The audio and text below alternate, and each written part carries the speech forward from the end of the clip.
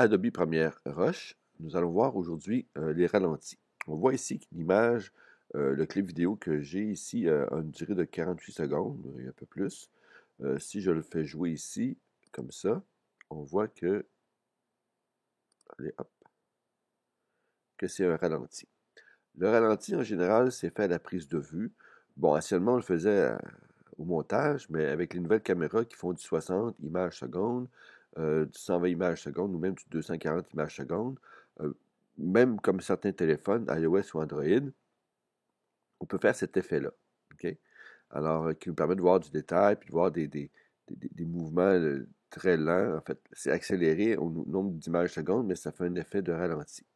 Alors, si je veux jouer là-dessus au niveau de la post-production, alors je peux jouer avec ça ici. Là, on voit que le clip ici est très long. Alors, une chose que je ne vous ai pas encore montré, c'est que en bas ici, j'ai un curseur qui me permet de naviguer dans mon clip et de le réduire. Si je prends le bouton ici, je peux allonger ou réduire en fait l'apparence du clip dans un temps donné. Alors, le délai, en fait, la durée, pardon, du clip est autour de 48 secondes, mais la ligne ici permet de voir, euh, en fait, en image plus complète, en fait, en image plus étendue. Alors, la durée ne change pas, mais l'image est plus détendue, donc qui permet de voir plus d'images que contient le clip vidéo. Aussi, une chose que je ne vous ai pas encore montré, c'est le petit curseur. En fait, c'est comme un élément de l'interface qui permet de défiler l'image, en fait, vidéo, le clip vidéo sur 48 secondes.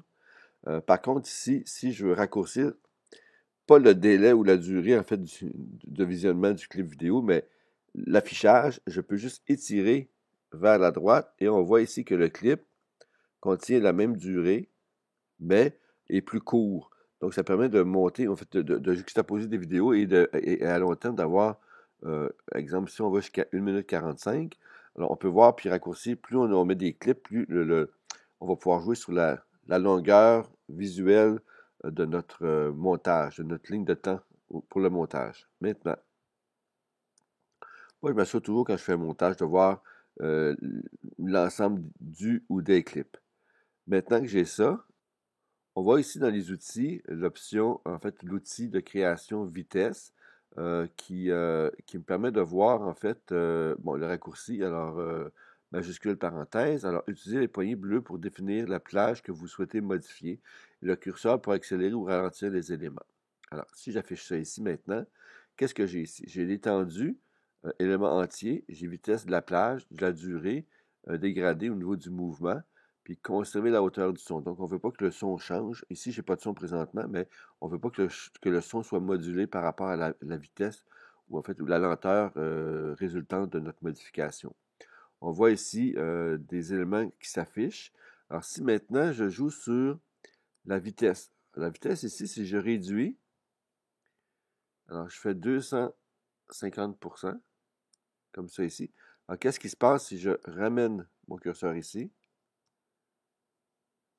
Il y a un petit délai. C'est un peu plus rapide que ce qu'on avait tout à l'heure. Alors, si maintenant je viens changer la valeur pour du 500,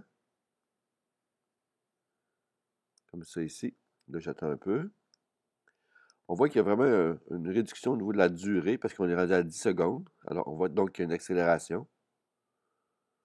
Donc là, on a l'effet inverse. On accélère le mouvement, ça fait un effet plus productif, plus mécanique par rapport au métier de boulanger.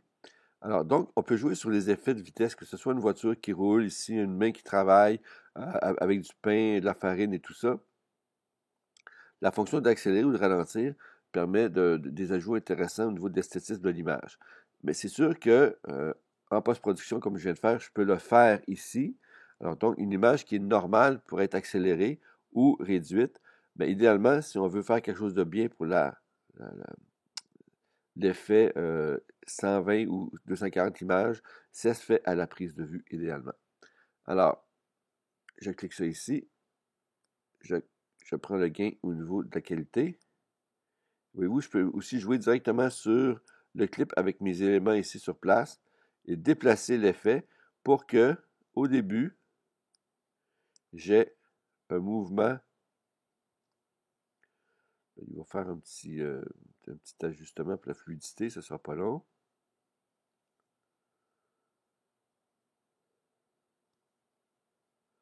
Donc ici, la vitesse est très soft, comme le clip d'origine, mais ici, ça va s'accélérer et ça va revenir à l'image d'origine. On va voir un petit effet flash ici. Alors, mais tout ça, bon, il faut se souvenir qu'ici, le ralenti est fait à la prise de vue. Donc ici, je peux modifier la valeur de l'accélération ou de la décélération. J'aurais pu faire l'inverse aussi. Alors, donc, c'est vraiment un outil intéressant pour modifier la vitesse d'un clip.